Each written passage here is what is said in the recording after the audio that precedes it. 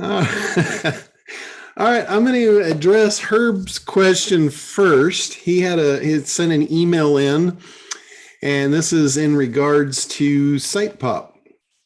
For those of you that don't know what that is our AI software that trains the AI of all the search engines. So we just added a new tab to it, and that's what he wanted me to cover.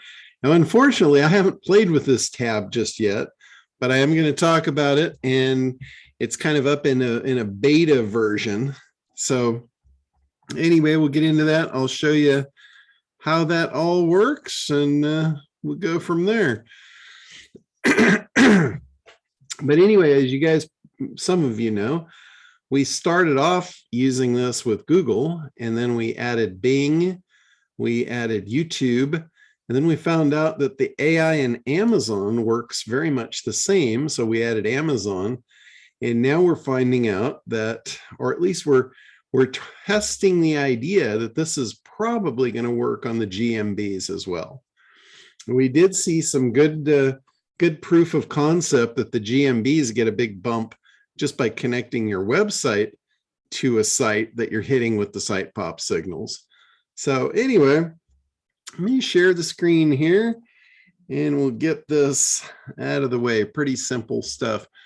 When you go over to the projects tab, this is where you add a new project into the system.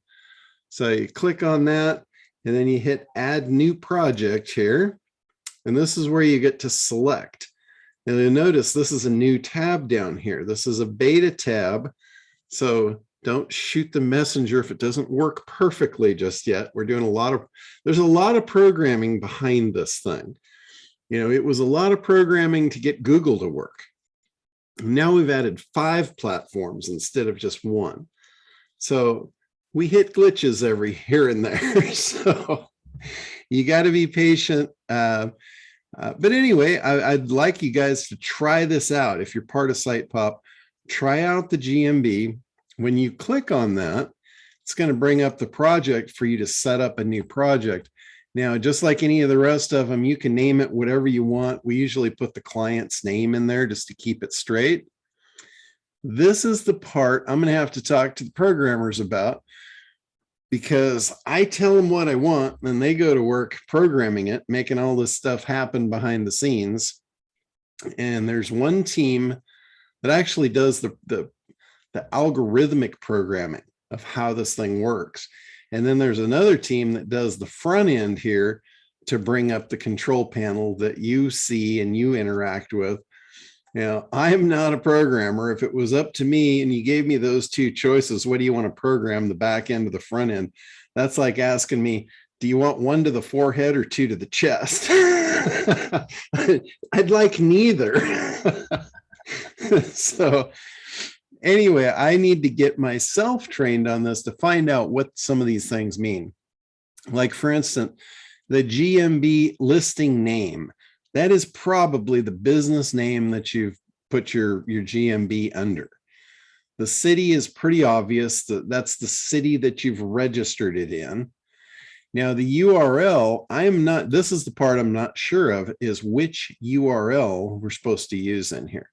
Whether it's the URL of the GMB listing itself or your website and the contact page of the website. This is how it is on the rest of them, with the exception of YouTube and Amazon.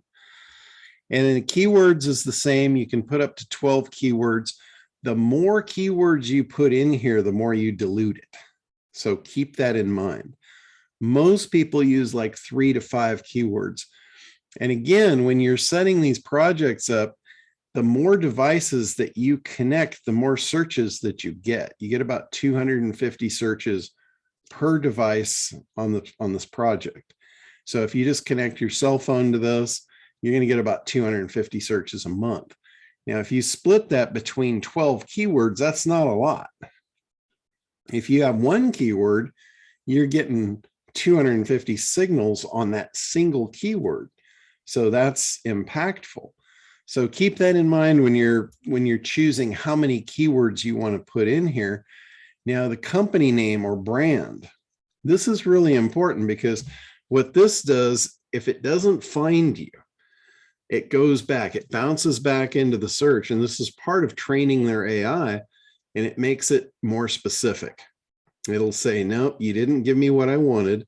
Let me be more specific. I'm looking for this company specifically. So it'll pop that in there, and then you usually come up enough of those signals and Google starts getting the picture, or, Bing or whoever you're hitting here, they'll start getting the picture, and then they'll start putting you up without even asking for it. You don't have to be specific at that point. So adding your brand name, and let's say you're a local dentist or something. The dentist name could be a brand name. The actual company name could be a brand name. You want these variations. Brand name is something that is specific just to you. It's not like soda. It's like Pepsi Cola, or A&W root beer. It's specific to you and no one else. Don't use generic stuff in there. There's some people that will have a business name that is somewhat generic, and it's the same, it's an exact match keyword, and they've got all this stuff that can easily get over optimized when it comes to the search engine. So you have to be kind of careful of that. Sometimes you can throw in different variations that lead back to you and only you in that case. But anyway, and then you put in the number of searches you want. Again, you get 250 per device connected. So it defaults to 500, which means you need 2 devices connected. And then you put in your address. And typically you're going to have an address that you use for your GMB. That's the address you should use here. If you don't have an address listed, like let's say you're a home business and you don't want your address out there publicly, so you don't take visitors and you don't put your address in, what you do then is just put the city in here, and it'll geo-target the center of the city. And the reason that you need your address in here is because it geolocates where the business is, and it finds the devices that are closest to it and hits it hardest from the core. Again, this is based on their algorithm and what they're looking for, what they feel is important. They think that, a centrally located business should get searches from the core and then lesser as it goes out in concentric rings. Not to say that, like a local pizza parlor in New York City is not going to get a search from California, because it will. That's natural. Some people have argued that with me, and when I tell them my logic behind it, they get it. And it's just like this. You can't say that no one from outside your state would search for a local business. It's not true. How many times have you been going on vacation to a different state or even a different country, and you go there online and you look it up? You say, hey, when I get there, I want to eat some pizza, right? Where's the local pizza place? So you can't tell me that doesn't happen. It happens all the time. So it's very natural to be getting searches from outside your location, even for a local business. And that's about it. It'll automatically put the latitude, longitude, the zone. It'll grab that stuff from the address. And that's about it. You hit save details. It will create your project, and then it gives you the project code. And that's what you enter into your devices that connects the project. That's how it knows there's a device connected to it. So hopefully that answered the question there for you. Anything I missed, Herb? You might be driving. So anyway, I'm going to get some more details about that when I talk to Chris and our program team, and I'll get more up to speed with you guys and give you a little bit better orientation on that than what I got for you right now. But anyway, let's get back. Any questions, specifically in regards to that? I know some of you, your eyes are rolling back like, what the hell did I just look at? Don, Herb put a question in the chat. If 250 searches using GMB and Bing, will that be only 125 searches each? Oh, gotcha. Thank you. Thank you for pointing that out. No, it's specific to the project. Each project it needs its own devices connected to it, and it's just for that project. Like if you do a Bing project and a GMB, that's two separate projects. So the allotment is unique to each one. So very soon in our next rollout on that software, we're actually going to allow multiple projects per device, which I'm really excited about that one, because if any of you guys have seen my bank of phones, I've got about probably 50 or 60 phones sitting here on my desk that are all running these searches for different clients. So I'm not real excited about having to have another 50 phones to run GMBs. So I'd like to run them on the same devices. So I've been screaming at the team for that for some time now. It's like, come on, guys, work with me here. So, all right. So let's shift gears unless there's anything else about that. Are you buying your phones off Amazon? Most of my phones I bought from Walmart, believe it or not. I went in there when they had a Christmas special and I was buying the cheap phones for like $19. And I bought a whole shopping cart full. Wow.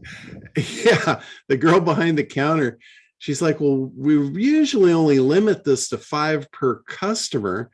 And I'm like, okay, so that means I have to get in line multiple times. And she's like, how many do you want? And I'm like, how many do you have? So she worked it out. She rang it up under multiple tickets, but she gave me all they had.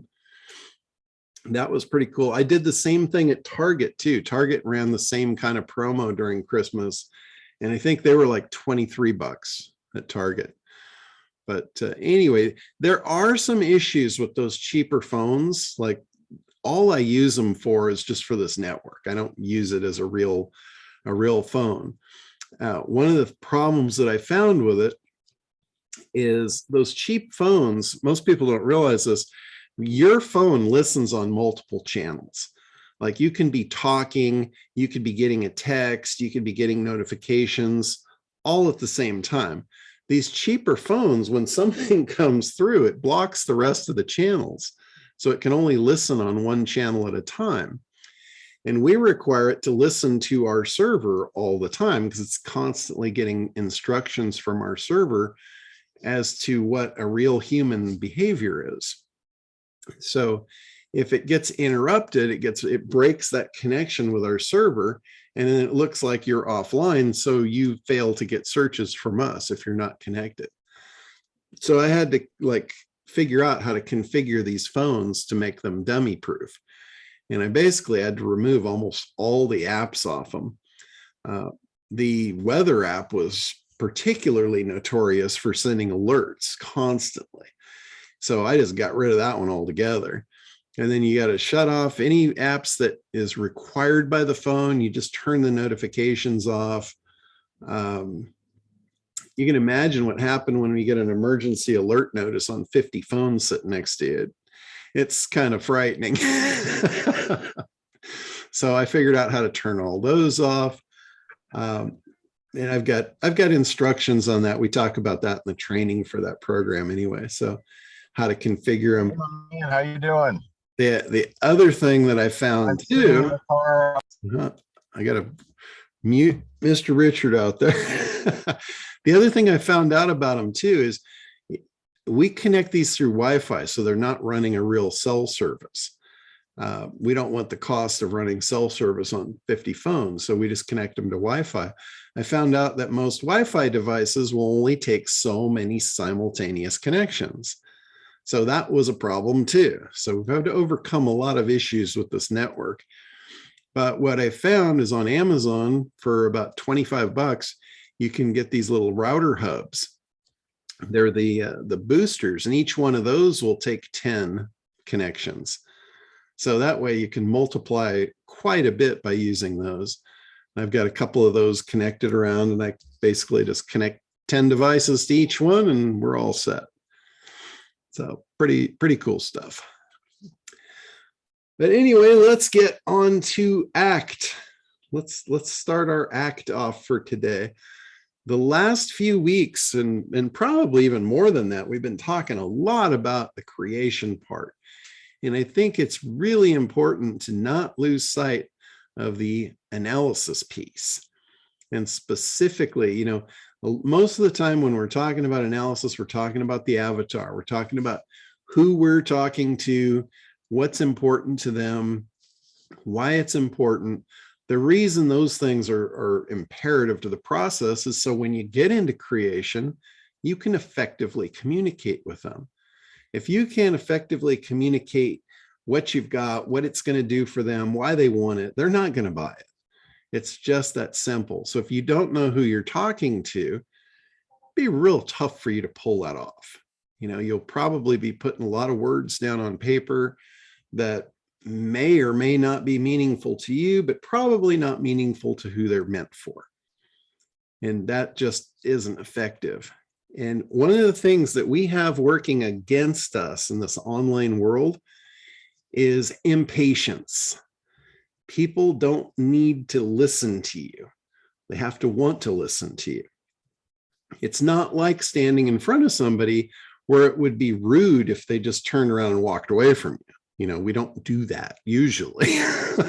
Not all of us, but usually. But in the online world, there's no rudeness to it. They're just gone. You know, it's like in the old days when you talked about magazine advertising, you had so many seconds before they flipped the page. So your ad had to grab their attention and stop that page flip. Well, this is no different. It's just online. It's not a page flip. It's a click. It's click onto the next page. Click back button. No, didn't get what I wanted. And people are very, very click happy. They can click way faster than they could turn pages. I guarantee you that. So you really need to grab their attention. That's where the whole big idea process comes in. If nothing else, if you don't master that big idea, you might as well forget this game. You are not going to win at this game if you don't get that concept of big idea. That is your attention grabber. That's the first piece of content in your whole process. It's the thing that stops them from turning the page. And that goes back to, if any of you guys watch the Mad Men series on I think it's on, not Bravo, it's on one of these little off stations, but you can look it up. It's called Mad Men.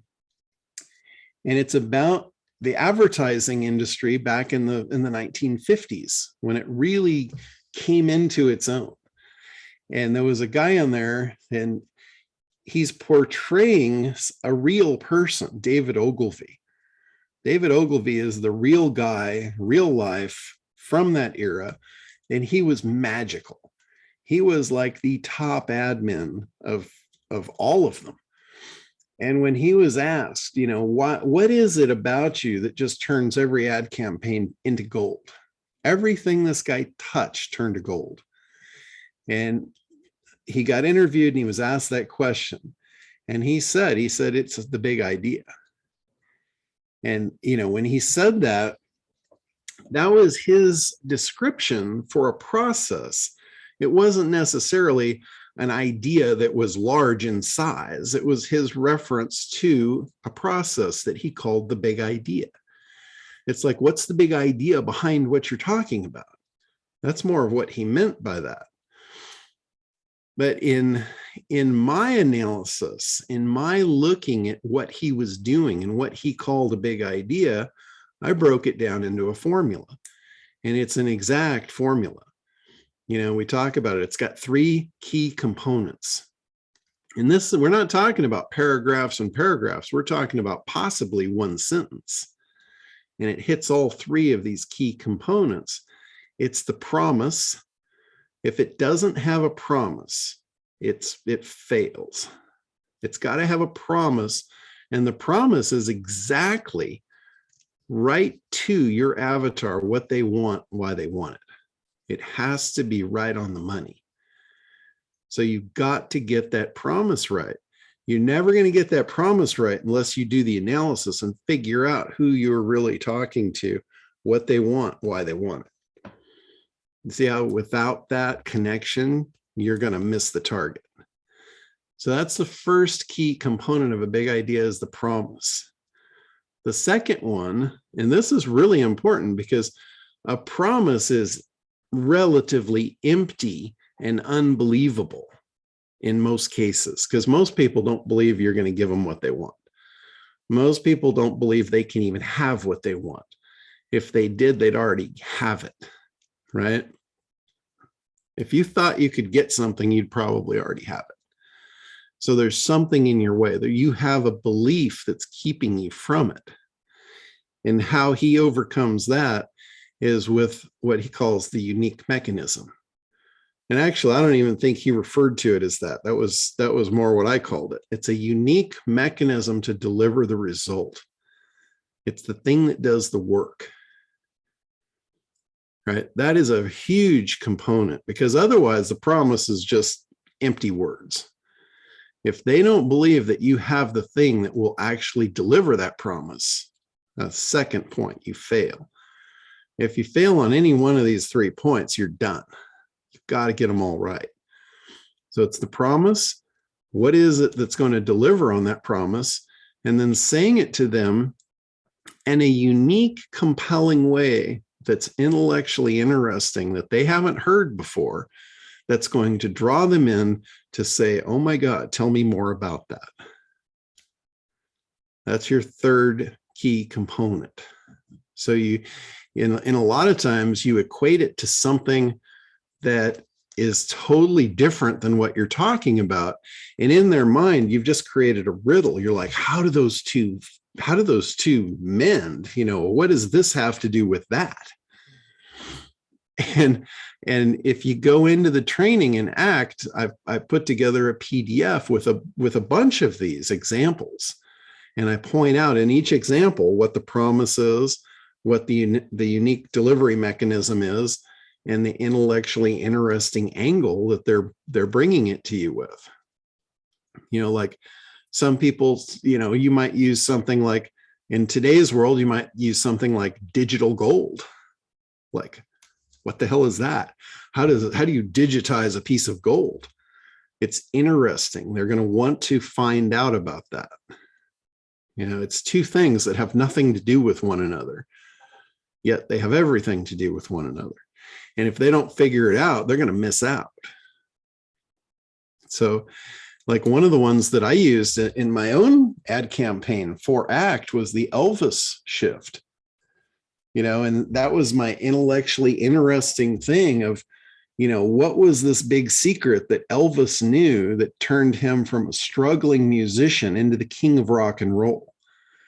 You know, that by itself, it's an interesting story, but I'm equating it to the process that he used will work in any business. So it connects it to exactly what they want. Everyone wants to go from a struggling business owner to the king of rock and roll or the king of whatever they do, right? They want to be a rock star. And he did it overnight. He literally did it in one day when he went on the Ed Sullivan Show. Prior to that, he was singing gospel music, and he was trying to push gospel music. This is a perfect example of trying to feed your audience what they don't want. His audience was a bunch of teenage girls. Do you think they really wanted gospel music that was a dime a dozen on every street corner? No, they wanted that sexy dude to shake his booty. And that's exactly what he did. And it was all really a mistake. And he was actually a very smart guy. You know, a lot of people don't see that, but you know, there was an interview when he came back from the war. He was interviewed, and I actually use this in some of my marketing, and I play this. It's his words rolling right off of his mouth. And the interview question was, Elvis, you've been gone for, a while here. Do you think your audience has changed? Are you going to change to meet your audience? And he came right out and he said, fundamentally, I don't think they've changed at all. And he said that the important thing that he said after that, but if they did, I'd be crazy not to change with them. I mean, that's right on the money of figuring out what your audience wants and giving it to them. And he said he would be crazy not to if they had changed. He didn't think they did, and they didn't, but that was very meaningful to hear him say that. So, but anyway, I don't know if you guys know the story or not. And the way I put this big idea together, I was watching an Elvis documentary just because I had nothing better to do. And it was, they hit it with a big idea. It's like, oh, okay, I'll watch that. That looks interesting. And as I'm watching it, I'm like, holy shit, I could use this. I could totally use this to pull people into my ACT program because it's exactly what they want. They want to go from a struggling entrepreneur to a rock star overnight. Perfect promise, right? Perfect promise. What's the unique delivery mechanism? This is something that they can't find anywhere else. I called it the Elvis Shift. And when they get into it, that's the thing that grabs them and pulls them in. And then I bring them into a webinar where I explain what the Elvis Shift is. It is as simple as shifting from what you're doing to what your audience wants. I mean, that's it. It's just that simple. That is what destroys most businesses. They don't look, they don't listen, and they don't do what their audience wants. And they struggle until they fail. It is really just that simple. Like Elvis in the interview, when he went out on stage, he was going to perform this kind of radical music for the first time. And it was going to be controversial. And he was very nervous about it. And his knee was uncontrollably twitching. It wasn't him doing it. It was a nervous reaction. And every time it happened, the girls went crazy. He noticed that and he started accentuating it. He's like, well, if that's what they want, here you go. Let me just give it to you.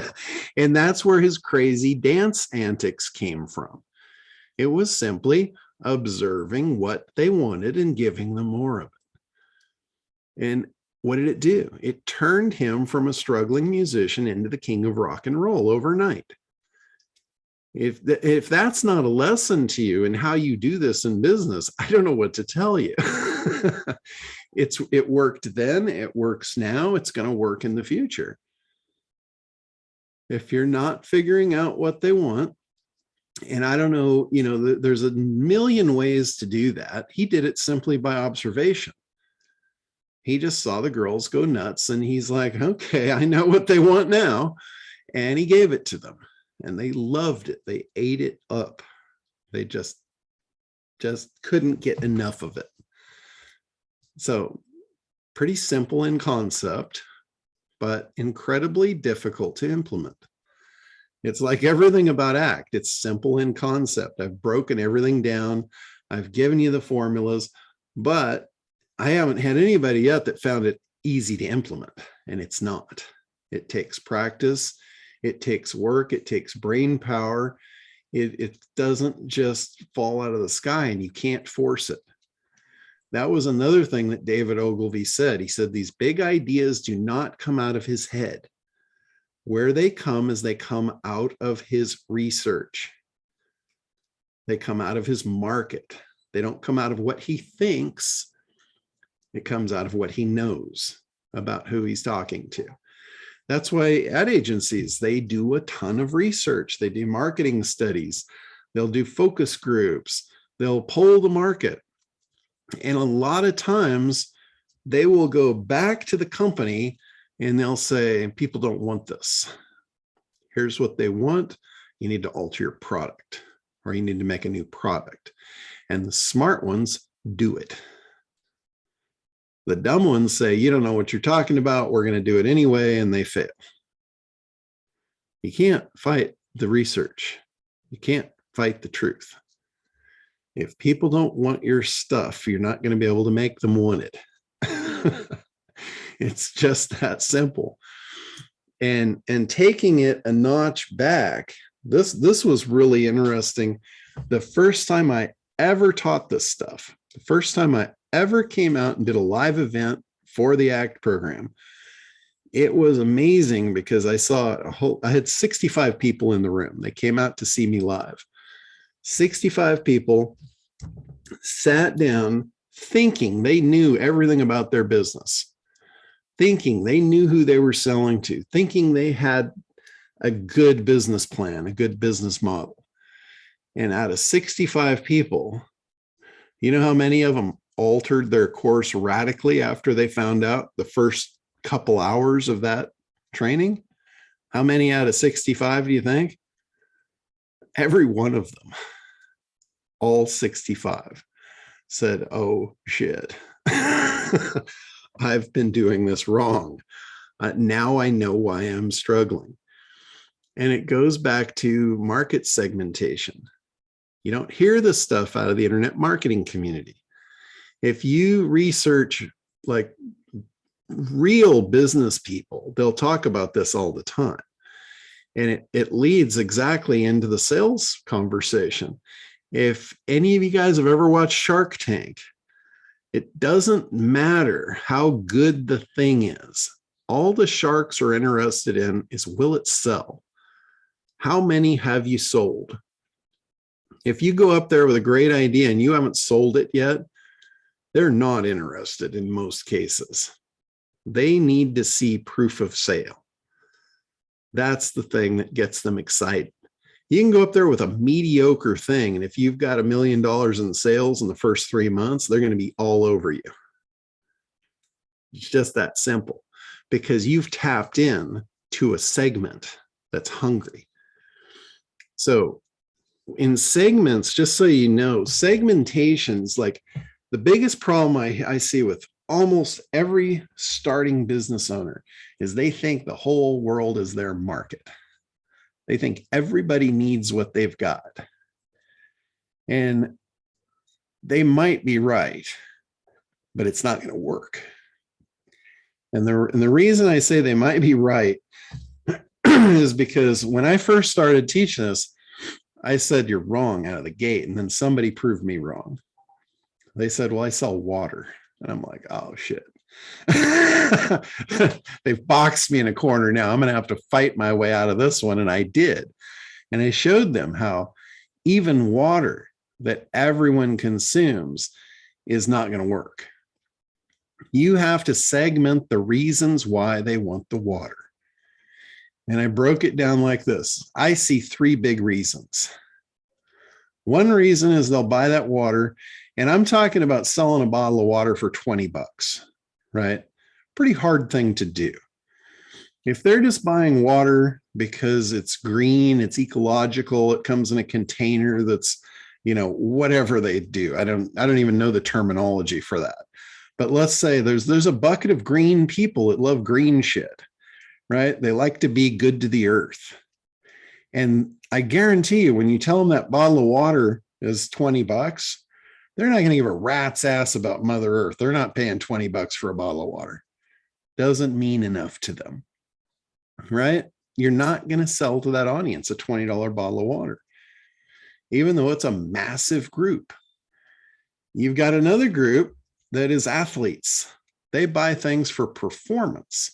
So if you take that same bottle of water and you market it, package it as it's going to give them an edge, will they pay 20 bucks for the bottle of water? Probably, but it's not long-term. They're not going to buy like a shitload of it. They'll try it and they'll figure out, yeah, it didn't really do much.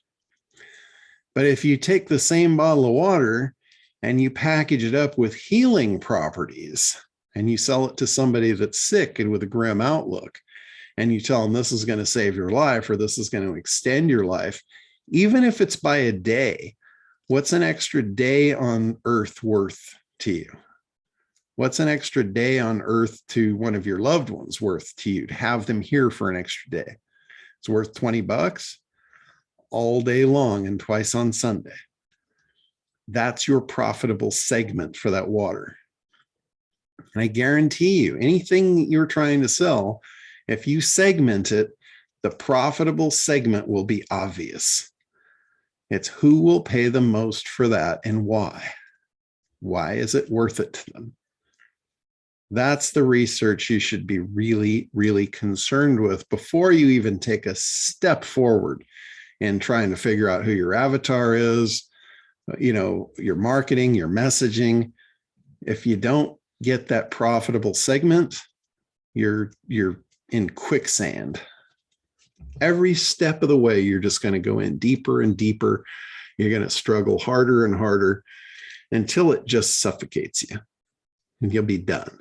And if you're lucky, it'll happen quick. If you're lucky, because there's all kinds of articles out there that say how fast businesses fail. And, most of them, including Forbes, I use this one in some of my marketing. I say Forbes says that, 80% of businesses are going to fail in 18 months. You're going to spend 18 months, you're going to fail. And then you're going to go figure out, the next thing to try. Tony Robbins says, if you give them long enough, 96% will fail. He said, if that person is not willing to give up the fight in 18 months and they're willing to stretch it out for 10 years, they're still going to fail, but a lot more of them are going to do it too. Think about that. 96% will fail if given 10 years. How would you like to struggle for 10 years only to fail? At that point, you're not only broke, you're broken. Broke, we can easily fix. You can make money like in the snap of your fingers. Broken is a little harder to fix. When you're broken, that one's tough. So if you're going to fail, I'd rather fail the first month. I'd rather fail the first day than spending 18 months figuring out I'm going to fail. And generally, I can fail in minutes. I can fail in hours just by segmenting the market in my head. I can sit there and logically think through, does this make sense? And I can see if it's going to fail almost instantly. And it's all on that first piece is segmentation. For you, you have to have a profitable segment. Don't think you have to serve everyone. They will eat you alive. If you try and take everyone on, you're going to get your not ideal customers. You're going to get a lot of bad ones, and they're going to eat you alive. They're going to suck the life out of you, and they're going to rob you of everything good you ever believed in. I guarantee it. They'll do it in a heartbeat. And it's just no way to go through life. They say the whole Pareto Principle, 80% comes from 20%. So if you've got 100% of your customer base and you're making 80% of your money off 20% of your customers, you might want to think about trading some of your percentage. Maybe take 20% of that 80%, just throw it out the window. It'll give you extra time to get a couple more good customers. And when you start shifting those, if you watch that lesson in ACT, I go through the actual numbers. It'll blow your mind how much more profitable you will be by firing clients that are bad for you. It will make you 10 times more profitable. It'll give you 10 times more free time to have fun.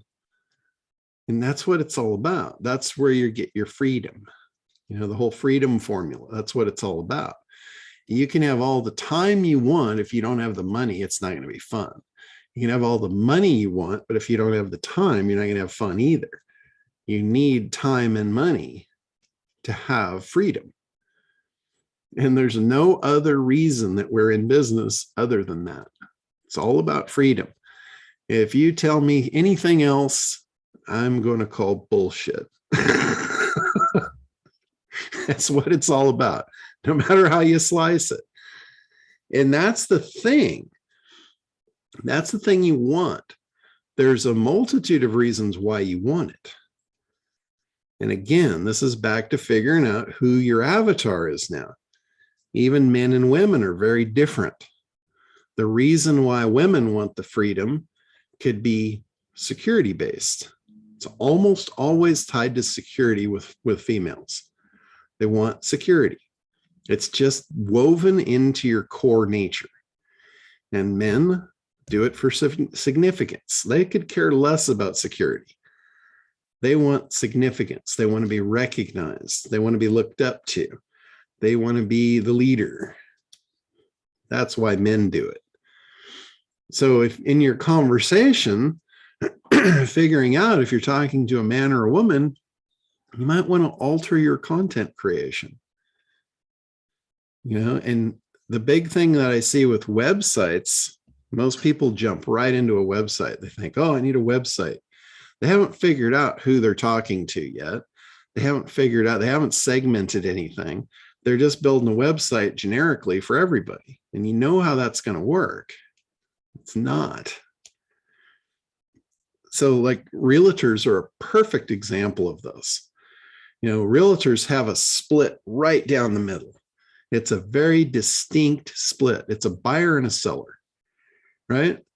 And what does a buyer want? He wants max value. He wants the most he can get for his property, right? As soon as you start talking that conversation, what do you do to the sellers, or what do you do to the buyers? Did I get that right? Linda's like going, You got it right, John. Keep going. I'm all ears. So you got the seller over here. He wants max value. You got the buyer over here. He wants the best deal, right? So when you start talking max value, you alienate your buyers. You just pushed them off a cliff on the right-hand side. When you start talking about what the buyers want, getting the best deal, you just alienated your sellers. You just pushed them off the cliff on the left side. So now you're up there standing. Now you don't have anybody to talk to. That's what your website just did if you talk both languages on the same page. So the best thing you can do is divide and conquer. So first you have to know who your segments are. You got a buyer and you got a seller. So on the home page, you should have nothing more than a big buyer button and a big seller button. Divide and conquer. They click the one they are. They'll self-segment for you. They'll click the button, they'll go to that page, and now you can speak their language. It's like you've taken them into a private room. When you get in everything that happens in real life is what you need to replicate online. What do you think a salesman will do when he identifies his ideal customer? He separates them from the herd, takes them off the main floor into a private room to have a nice, quiet conversation. That's what your website should do. Separate the herd. Move them into that conversation, aside, off the main page. John, that sounds wonderful for somebody like Linda, or a real estate agent who has specifically buyer and broker. That's just two. What if you have five? What if you have? Hang on, Randy. We're getting there. Okay. Because now that you've separated the herd from buyer to seller, let's say we've got the buyers now. Now we have to segment the buyers. So the next page, we got buyer seller button, right? We click buyer. Now we go to the buyer page. Now Linda knows this. All buyers don't fit into one hole, right? So you might have a buyer that is a single mom trying to put a roof over her kid's head, right? She has a very specific need, and that's what you need to talk to her about. You have another buyer that's a growing family. 2 incomes. They want to move up. They want a bigger house. They're ready to spend some money. And then you got Mr. Bachelor, and he wants to have fun, and a whole lot of it in a very short time frame. And he's going to speak a very different language. So now what do you have? You have 3 buttons. You got the bachelor pads, the families, and the single moms. And again, you just separated the herd. And you might do that again and again and again until you get down to your ideal avatar. And that's where big ideas, you have a multitude of big ideas. Not one big idea is going to hit all of them because they all have a different desire. That's where you need to get really good at the big idea process. These things should just be rolling off your tongue once you get it wired. And I've been working with Linda on that, making some big ideas. And she has seen the process now. It doesn't come out of my head. It comes out of the market. I ask her a bunch of questions and then bang, there it is. It just shows itself almost every time. So I'm visualizing a website, and I haven't been to Linda, so I'm just visualizing a generic website, and you have 2 buttons, and you've separated 2 tracks. But my question is, okay, I understand breaking it down further and further, but if someone sees 5, for example, speakers, entrepreneurs, coaches, and consultants, if you have that many on the home page, aren't you starting off like with too many? I mean, it just seems kind of crazy. Well, you got to figure out what they want. Speakers, entrepreneurs, and coaches probably all want the same thing. They pretty much kind of sort of do in a way. So that's not really a different segment. Okay. So a segment for you might be the people that want to speak, right? That might be one set of audience. And then you could take them down and you could separate them out. But you've also got the person coming in there that's looking for speakers. Right. Very different conversation. Right. Okay. So you want to separate that herd. That might be the one you're actually really looking for. You know, the one that's going to put you on stage and, you know, pay your a big fee to put you up there. Right. Or give you the opportunity to sell on their stage. All right. We'll have to play with that line of thought and then come back to you like Linda did. Yeah, so it's really important to go back to the very beginning and segment out who you want to deal with and why, and look at the buckets and see which one is going to be the most profitable. And to have a profitable segment, you have to have 3 things to make a segment profitable. One of them is that segment has to be large enough. There has to be enough people in that segment to support your sales goals. Know that you're not going to sell to everybody. If you sell to, you know, a fraction of 1%, look at those numbers. Is it big enough that it's going to support your sales goals? And that's not, sometimes you'll find a whopper, like you'll find a huge segment, but it still has 2 other criteria to meet to be a profitable segment. The people in it have to be able to afford what you're trying to sell them. So that's number 2. And number 3 is they have to have the willingness to part with the money to get it. It's not just, you can't just target wealthy people because wealthy people aren't necessarily willing to part with that money. They have to be willing to part with it. The value has to be there for them to be willing to part with it, and they have to have it to part with. And a really good example of missing one of those is, let's say I was selling lobster on Skid Row in Los Angeles. Pretty large audience of hungry people that would love that lobster, right? And they would willingly pay me for it, right? But they don't have the money to pay me. So I've missed the mark on one piece. You have to have all 3. They have to be willing and able.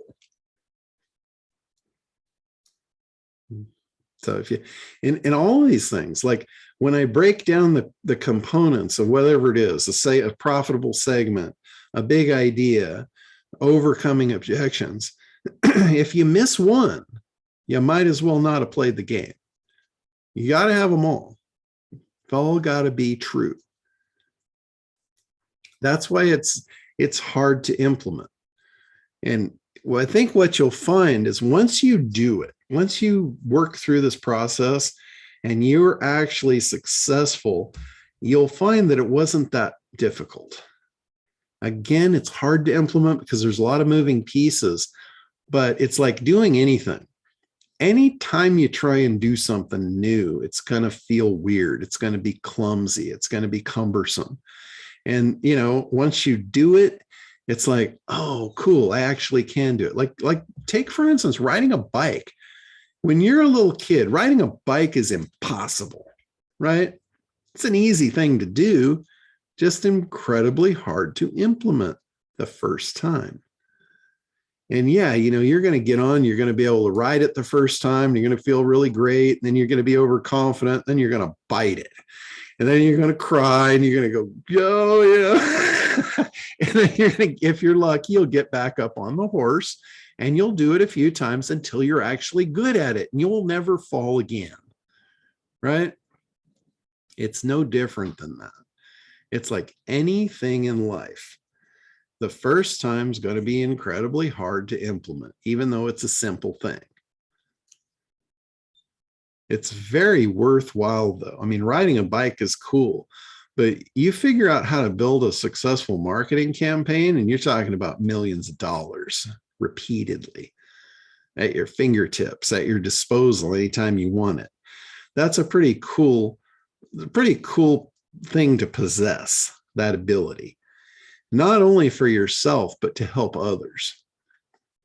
You know, there is you want a big segment of audience, it's business owners.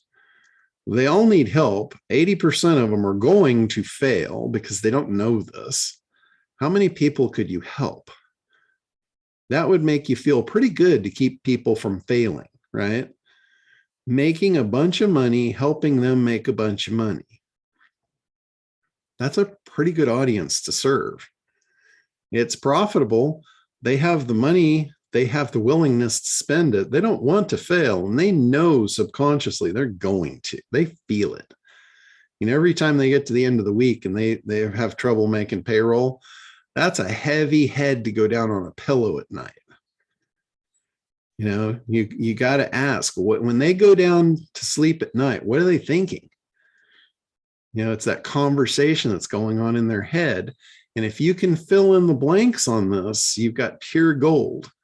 They're going to be thinking, if I could only blank, then I would be able to blank. If you can fill in those two things and know what they really want, why they want it, that's pure gold for your copy.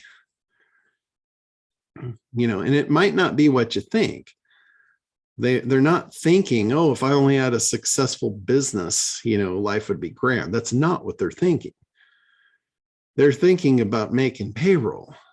If I could only make payroll, then I would be able to maybe sleep at night.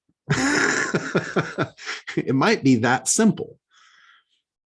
So if you can equate what you do, the promise to never having to worry about making payroll again, just put that life behind you.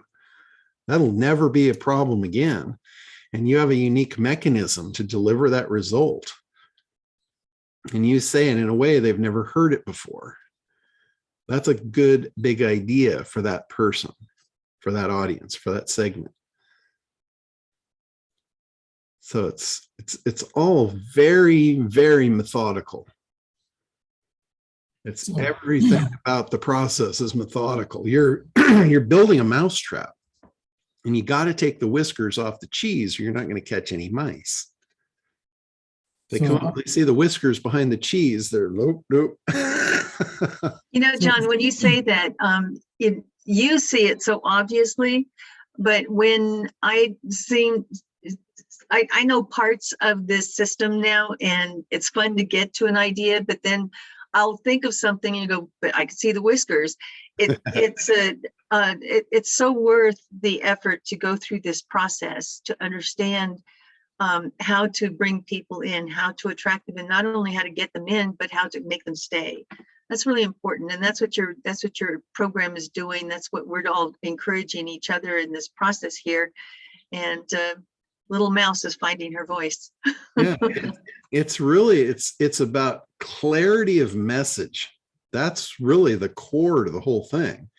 If you're clear on your message and concise, you will have way fewer words to say. You will deliver it cleaner, clearer. So here's, I guess the thing I'm thinking about right now and struggling with is the visual of the website, because mine is not set up that way. And the second thing I'm struggling with, even though I say who my target audience is, I haven't segmented it down into the core. And then the second thing I'm looking at is my success system, my coaching system, the blueprint for success, that applies across the board. I customize my approach to the specific person or group that I'm working with based on their wants and needs, but I kind of know what their wants and needs are. And I do survey and ask my clients, well, why are you with me? Do you remember why you first came? How did you find me? All these questions to kind of have an understanding of why are they coming to me when they can go to a lot of different coaches, for example. Gotcha. But what I'm struggling with is I hear what you're saying, and like Linda says, I'm constantly going over it. But in my mind, when it comes to advertising versus, the big idea, do you have to speak to each and every single thing you're doing? Like I have 5 different programs that I'm putting out to the world. So some of them are live boot camps. Some of them are going to be part of the membership site. Some of them are going to be, so we're talking segmentation across a wide variety of things. But your programs probably, is everyone meant to go through all the programs? No, they don't have to go Okay. through all of those. Okay.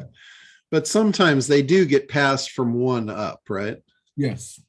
So that's basically that's just a funnel with a big back end on it. So what you do is you want to find where they come into the funnel, the first point of entry. And then through the funnel process, you're introducing them to the next step, which that's all about the timeline exercise. Identifying where a prospect is on the timeline that's going to reveal the promise. Okay. Because the promise, everybody's on a timeline. It's you start where you are, your current state, and your exit state of the timeline is where you want to be. What's your outcome, your desired outcome? Frank Kern talks about that. I heard him talk about this timeline 15 years ago. It's the same thing. The thing he didn't say was when they get to the end of the timeline starts over, because we as human beings are never satisfied. Once we get what we thought we wanted, now we want something different. Like if you said, hey, I need $1 million, and I give you the steps and you get the $1 million, it's like, you got a cookie now, you're going to want some milk, right? You're going to want 2, 5, 10 million. So the timeline just starts over, and that's where your programs come in one right after another. That's where you have increased lifetime value of a prospect. The value of that is you can afford now to pay more to generate a prospect.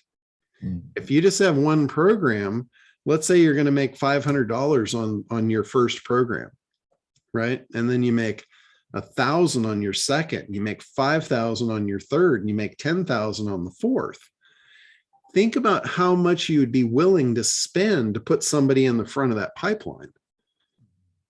If it was just 500, if it was just the first program, how much could you spend? Half of it maybe, and you'd be comfortable with that, because you still got to make a profit, and that's all you've got. That's the end of your rainbow. But if you've got another 5,000 and 10,000 behind that, you could now go in the hole. You could invest in that first customer knowing you're going to make it back on the back end. Okay. And here's the other thing. I know you're feeling like you don't have your website right, and that might not be the case. Some people want to segment person to person. So they're just trying to pull people in, maybe get them into a consult and do that there. It doesn't have to be done on your website. It's just, I use the example of a realtor because I see them blow it like almost all the time. They're shoveling prospects onto their site, and they're speaking a generic language that is contrary. So what you should do if you want to do the consult with them is you speak generically. Just like on my site, if you look on my site, I've got the free 15-minute consult. Doesn't speak specifically to anything.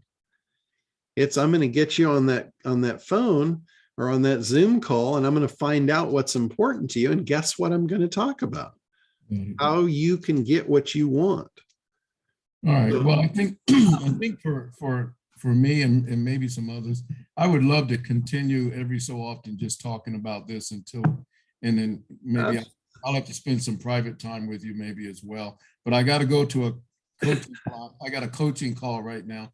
But Okay. Thank you so much, everybody. You guys have a great weekend. Yeah, absolutely. And, you know, I mean, that this conversation is open as long as you want it. Just, you know, it's open for anything you want to ask. All right. You guys take care. Okay. All right. So you hopefully you guys can see how important the segmentation is. You know, it's critical. It's not only critical of your marketing campaign, it's critical of your business to begin with. You know, I see a lot of people that they get these ideas of making these programs that, you know, I look at it, I'm like, where's the market? Where's the money? Like, that was the one thing that just absolutely blew my mind in the first time I went to one of Craig's mastermind groups. He did these one-day events at the country club. And I think the first one I went to, I think there was like 10 people, and we were all sitting around this big table, and everybody threw out, okay, here's what I'm doing. And then it went around the table, and, you know, in most cases it would get to me last, and I was perfectly fine with that. Not a big deal. But, you know, I would just sit there and listen, and then I'd usually be the last one to comment. But it was amazing. It didn't matter what the idea was that was thrown on the table. Everybody just encouraged it. All they did was rah, pat them on the back, say, right on, that's great, that's awesome, you should do that. And guess what I commented with? Where's the money? And usually there was a lot of blank faces. It was like, I'm really sorry, but you're standing on the edge of a cliff, and I can't encourage you to jump unless I know there's at least a mattress at the bottom. Right? I mean, I'm okay with you getting a little roughed up, but I don't want you to die. But everybody forgets to do, you know, the basics in marketing. Where's your market? Where's your market? Who's going to buy it? Yeah. I mean, I swear, when I asked that question, it made a couple of the women cry, because they realized they needed money. They were there because they needed to make money to survive. And that question was so revealing of how are you going to make money with this? And they didn't know, and they just came apart. But John, you also do something, and I think you revealed it maybe a month and a half ago here, that you prefaced it with, you don't really like to work or work hard. And so, and I like that idea, because I'm right along with it. If this is my second side hustle, then really don't want to work hard, because the first one's hard enough. But you said, and you took a different approach about it, because most of us go into these things thinking, okay, well, I've got to have a system and I've got to have a process, which is fine. System and process is good. But then I have to have my website. It's got to be perfect. And I've got to have exactly my offer. And I need the course. And we get caught up in that, thinking that's what we've got to have, when, you know, going out and talking and getting into and getting on a stage talking, finding, you know, did I reach that avatar? Did I reach that ideal client? Can they afford me? And is this market big enough for me to now go out and go build that course? Inviting, and you said something really telltale. I'm not going to build the course until I know somebody's going to come show up for it. And that was like a slam aha. That was like, what? See, we're so conditioned to, you know, have to think we've got to have it all, got to have it right? Well, the guess what was, you know, guess what? I'm wrong, because I did, you know, even as much as I thought this was the course that was going to be the catch-all for my clients, it wasn't. And I wasted time, I wasted money, I wasted energy, I wasted, you know, time in market. and without really understanding how to segment this, who's going to buy it? Where is it? Is it big enough? Will they pay for it? Yeah. And now just simply going out, the new approach is just simply go out, talk, and if it resonates with people and I tell them I've got a course and it's just starting up, and guess what, they get the lucky first ones in for a really huge discount, then I'll go build it. Yeah. And that's, you know, If they'll hand you the money, then you should build it. that was just a total aha. And I think you have to say that a few more times, John, because, you know, repetition is the mother of mastery, and we can hear it all the time. I've done it with, well, not almost, I've done it with everything I've done as far as online courses. You know, the first one, the whole SEO Dominator thing, where it all started, I didn't have that course. I spoke in front of a room full of women photographers, and I got to tell you, they were not resonating with me when I first walked through the door, because I walked through the door with my shorts and my sandals and my Hawaiian shirt on, and they're all dressed to the nines. You know, they're coming off as professional, you know, business people running their studios, and you know, they were way up on a pretty big high horse when I came through the door, and they were looking down at me, and they're, you know, they had their arms crossed and leaning back, and I mean, it was seriously probably one of the coldest rooms I've ever walked into. And I didn't really pay attention to that. I was there to deliver a message, and that's what I was going to do, whether they liked it or not. And I gave them the real deal. I showed them how it worked, how I do it, what I do, why it, you know, why it is so necessary. And they flat fell in love with the message. And it was funny. I went from the coldest room I'd ever walked into to getting marriage proposals. and I swear that is what happened. And before I went to this thing, I knew I was going to have a problem, because I knew these women weren't going to be able to afford me. I was doing only commercial accounts at the time, and none of them were going to have the budget to be able to afford what I was charging companies to do what I did. So I told Barb, I'm like, this is not going to be good. They're all going to want it. None of them are going to be able to afford it. And that's not going to be good for anybody. It's not going to do me any good, because, you know, it's just going to be, you know, charity work basically. And it's not going to do them any good, because they're going to be bummed because they can't have what they want. So I said, I think I got it. I'm going to give them a course. I'm going to sell them a course, and that will show them exactly how to do what they need to get done, so they can have their cake and eat it too. And she looked at me and she goes, you don't have a course. And I said, that's right. And I'm not going to make one either unless they want it. So I went, I did my thing. And then at the end of it, I told them, I was totally upfront with them. I told them what I charged for the service, and they knew it was worth every penny. They also knew they couldn't afford it. And I said, here's what I'm going to do for you ladies. I said, if you want it, I will spend 8 weeks with you. I will there's 8 things that I do. I'm going to build a module for each one of them, a training module where you're looking right over my shoulder. I'm going to show you how to do what you need to do. And then all you need to do is do it. I said, this is how it'll work if you want it. Again, I said, this doesn't exist. I'm going to build it for you if you want it. And it was like 60% of the room wound up buying it for $297. So then I'm like, oh shit, now I got to make this damn thing. And at the time, I didn't know how to do it. I didn't know how to do screen capture video. I had no idea how I was going to pull it off.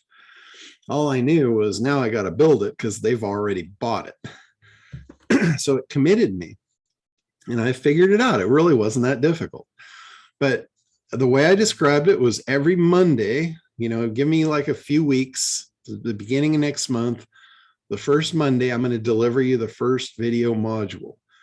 You do it, at the end of the week on Friday, we'll have a conference call. This was before Zoom even existed. So it was literally just a conference call over free conferencing. Said, I'm going to get on there. I'm going to answer all your questions. I will stay as long as you have questions about that first module. And then the following Monday, you'll get the second one. And we're going to do that for 8 weeks. They bit into it. They bought into it. They were all on the calls. They were all very enthusiastic. They were all getting the results I promised. It was working just like I told them it would. And at the end, at the 8th week on that Friday, these women were freaking out. And I didn't know what the deal was. I'm like, don't worry. I'm like, I'm going to be on here all day as long as it takes to answer all your questions. And that wasn't really what they were freaking out about. They were freaking out about, what about next week? I'm going to be gone. And, you know, again, just like Elvis, I looked at what the audience wanted and I said, well, if I charged you guys monthly, would you want to continue these calls? Every one of them, that's what they wanted. That's where the $29 a week or $29 a month weekly calls came from. This call is an extension of that. This call has been going on since like 2010 because of that, because I saw what they wanted and I said, all right, obviously, you know, you're willing to pay for it. I will build it for you. But I've never gone on spec, like building stuff in hopes that someone would buy it. You know, there's a lot of those schemes out online where, you know, oh, you can build these websites and then sell them. Well, hell with that. I got plenty of people that'll pay me to build them a website that want it. They're willing to pay for it, want it, not me build something and hope I can sell it someday. That's just, for me, that's just no way to go through life. I want to build stuff after somebody's paid for it. Just a whole lot better positioning. So that's the way I've done all of it. ACT is no different. I pre-sold ACT, 65 people. And then I'm like, holy shit, I've got a live event. I better put something together. And that's where ACT came from. I put the entire ACT program together and delivered it over a 2-day live training to 65 people. And then refined it, kept it going, did live events off of it because that's what people wanted. Same thing with the new crypto club thing I created. A lot of people were asking me, you know, they heard about what I was doing. And I said, hey, you know, if I put this together, you know, is it worth $1,000 for a 1-year mastermind on it? And they all said, hell yeah, it is. So that's where it came from. I sold it and then created it. All I did, this is how cool it was. I've already got the ACT program membership up, right? I just cloned it in Kartra. I cloned it, pulled the contents off the pages because it's not about ACT, it's about crypto. So I basically had an empty shell of a membership site there. And then I just started adding my crypto stuff in there, the crypto content, the calls, all the weekly stuff. That was probably the easiest product for me to put together of anything I've ever done. It's just populate the shell as we go. Every week, find out, you know, what are people interested in? How can I deliver that? How can I improve upon this? You know, they wanted a chat room. So I put that together. You know, that was a Discord group that I was already in a Discord group learning about crypto from other people. So I just cloned their Discord group and boom, now I've got a Discord group for people because that's what they wanted. Again, I didn't go build the chat room hoping somebody would want it. I built it because they did want it. They asked for it. If you give people what they want, if they ask and you give, they will love you forever. They don't want to be force fed. They want what they want when they want it. It's really simple. It's all you have to do. Figure out what that is and just do it. Just give them what they want. they'll come back in groves. They'll bring their friends.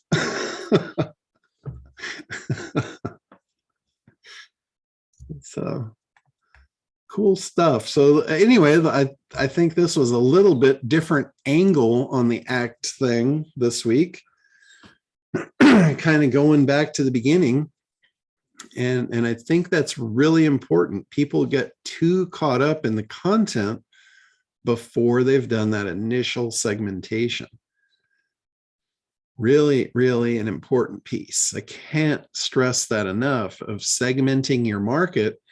And you will all have multiple segments. I guarantee you, I don't care what you're doing or who you're doing it for. You're going to find that you have multiple segments of anything, any market. I guarantee you there's multiple segments of it. And the question I get is, where do I start? And my answer never wavers. It's you start with the most profitable segment. Get all the segments out, write them down on a piece of paper, brainstorm them, talk to them, talk about it with other people. Get it right. Figure out what those segments are. And then you start with the most profitable segment. And if you do, your life will be really simple. You'll make money faster than any other way around it. And you might find that that's the only segment you ever want to deal with. You might find you really don't want to go into those other segments because they're going to be a pain in your ass. They're going to bring you people that don't want to pay you. Yeah, you can serve the world, but it's going to kill you doing it. So always start with the most profitable bucket. Dive into that one first. You'll have the least damage to yourself. So questions, anybody got any questions, comments, directions you want me to go with this, or?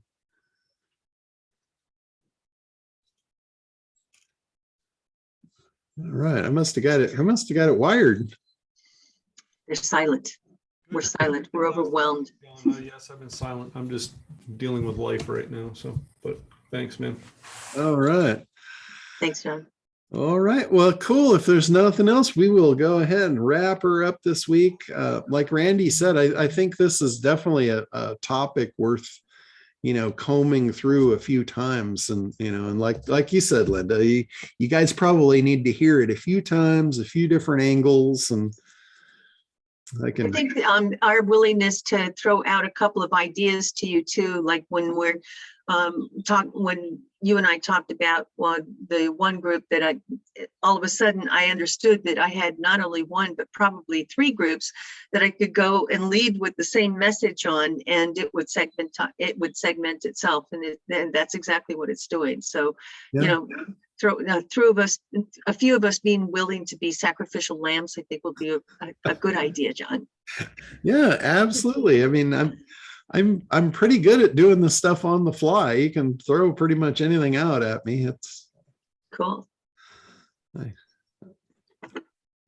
Very, very few times I get absolutely stumped. I was stumped for a few minutes when the guy threw water at me. It's like, yeah, I sell water. I'm like, oh shit. But then all of a sudden, when I thought about it, just like, boom. Oh yeah, well, water, same thing. Yeah, it's brilliant. Who would pay $20 for a bottle of water? And you said it before, somebody that thought that it would be life sustaining or extend their life by, who wouldn't be willing to pay $20 to extend their life by a month if they were a dying person? Yeah, I mean, even if it was a day, even if they thought they were going to get an extra day, or if they're buying it for somebody else. Or performance enhancing for an athlete, just the wording. It's the same thing. You got the water, but literally it just segmented itself. Yeah, like I'll give you a perfect example of that. And it had to do with water. You guys have probably heard of the Kangen water machines. They're, they give alkaline water. It's supposed to cure cancer and, who knows what else. Well, I didn't even buy it for myself, but I bought one. And believe it or not, I bought it for my dog. My dog was diagnosed with stomach cancer. And I was told that she only had, maybe a month to live, 6 weeks max. And I knew about these things. I knew somebody that had one. I called her up and I said, hey, how do I get one of these things? And she said, I have a demo unit. I'll sell you the demo unit. You can have it today. And I'm like, well, bring it on over. I'll give you cash. So, it was like $4,000. So she brought it over, hooked it up. I started feeding that water to the dog. And the dog lasted about 3 years instead of a month. And I got to tell you, I love the dog. I spent a lot of quality time over the next couple of years with that dog. It was totally worth it to me. And then I thought, if the shit's good enough for the dog, I should probably be drinking it too. So, again, it's. Do you still have the machine, John? Yeah. That's the only water I drink. That's awesome. I don't drink anything, I don't do Cokes, I don't do coffee, I don't, very rare will I have alcohol unless it's something sweet, like Kahlua. Kahlua, I can't say no to, but just about anything else, I just pass on it. It's like, nah. Is the kegging machine the one that removes all bacterial form out of the water through some osmosis? No, I don't think it removes it's not really a filter. Or ionizes, deionizes the water. It's a System, I believe. I know Roger Dumadag is very big into it. Yeah. Roger is one of the reps. If you want more info, we can hook you up It's with really Roger. nice. He can bring it to your house to let you try it. Yeah. Oh, that's right. He would. You're right. Yeah. In fact, I told Roger I was going to buy another one from him because mine is, it's over 10 years old now, and it's probably, getting to the end of its life cycle. So I told him I was going to buy one from him. I'll buy yours for the dog. But what it does, it changes the molecular structure of the water so it penetrates your cells better, and it delivers the oxygen into your cells, which that's what kills the cancer. It's oxygen delivery into the cells. It was proven, like I don't know what year, but a long time ago, it was proven by a scientist called Otto Warburg. And he proved beyond a shadow of a doubt that cancer cells cannot live in the presence of oxygen. Total proof. I don't know why the medical community doesn't acknowledge that. They can't make money on it. But he proved it. So this water is about delivering oxygen into the cells. So that's how it works. And it seems to me like it works. So, but if you're interested, look up Otto Warburg, his work on the cure for cancer. It was decades ago, and they just ignore it. There's all kinds of stuff too that they claim cures cancer, but if you look at the core, every one of them has to do with increased oxygen production or delivery. Every one of them. The teas, the intermittent fasting, all of that. It's when you can reduce other things in your bloodstream, you can increase the delivery of oxygen. So that's what intermittent fasting does. If you eat a lot of sugar, it increases your blood sugar. The more sugar in your blood, the less oxygen it can carry. So it's simple shit. It's the implementation that's tough. You try and live without sugar for a while. That'd be tough. Yeah. Thanks, John. I got to run. All right. Okay, guys, we'll wrap it up for today and be back on next week. Thanks, John. See you in a bit. Okay, have a great week. Hi.